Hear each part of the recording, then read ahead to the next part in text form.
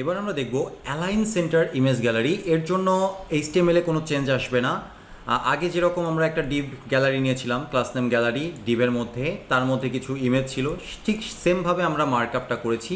আমাদের চেঞ্জটা শুধুমাত্র আসবে কোথায়? আমাদের চেঞ্জটা আসবে স্টাইল শিটে। তো এখানেও আবার আমাদের গ্যালারিটা নিতে হবে, যেটা ডিসপ্লে হবে ফ্লেক্স র্যাপ হবে র্যাপ, এবং এখানে আমরা বলবো অ্যালাইন আইটেমস সেন্টার, যেন দুইটা আইটেম সেন্টারে পজিশন হয়। এবার আমরা গ্যালারির মধ্যে থাকা ইমেজ রে একটু স্টাইল প্রোভাইড করব। তবে প্রথমে দেখে নিই যে এই স্টাইলটা অ্যাপ্লাই করার পরে কী ধরনের চেঞ্জ আসলো। দেখেন এখানে আইটেমগুলো পাশাপাশি না থেকে যে বড় সে একটু বড় জায়গা দখল করেছে, এবং যে ছোট তার পাশের এলিমেন্টটা একটু ছোট জায়গা দখল করেছে, এবং হচ্ছে আপনার এর পাশের এলিমেন্টের মাঝখানে চলে এসছে। তো এইখানে বোঝা যাচ্ছে না যে আসলে কী ধরনের ইফেক্ট পড়তে যাচ্ছে, এখনই আপনারা বুঝতে পারবেন।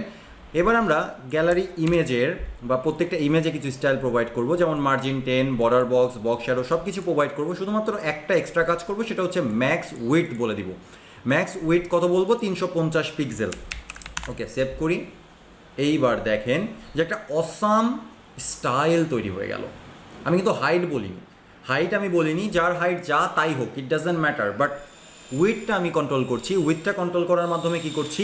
উইথটা কন্ট্রোল করার মাধ্যমে একটা কি বলা চলে, অ্যাকচুয়াল রিয়েল গ্যালারির মতো করে আমরা একটা গ্যালারি ইফেক্ট তৈরি করতে পারলাম, যেটা দেখতে অসাম লাগছে। যারা কি ডিজাইন রিলেটেড সাইট তৈরি করেন বা পোর্টফোলিও সাইট তৈরি করেন, তাদের জন্য এই ধরনের গ্যালারিটা খুবই সুন্দর হতে পারে, তাই না? সো আই গেস যে আপনারা এটা নিজেরাও ইমপ্লিমেন্ট করতে পারবেন। নতুন করে কিচ্ছু বলার নেই, জাস্ট আমরা ম্যাক্স উইথ করে দিয়েছি, প্রত্যেকটার একটা নির্দিষ্ট উইথ দিয়ে দিয়েছি, আর অ্যালাইন আইটেম সেন্টার করেছি। তাছাড়া আগের যে কাজগুলো করেছিলাম এক্স্যাক্ট সেম জিনিসই রয়েছে, জাস্ট একটু টুইক।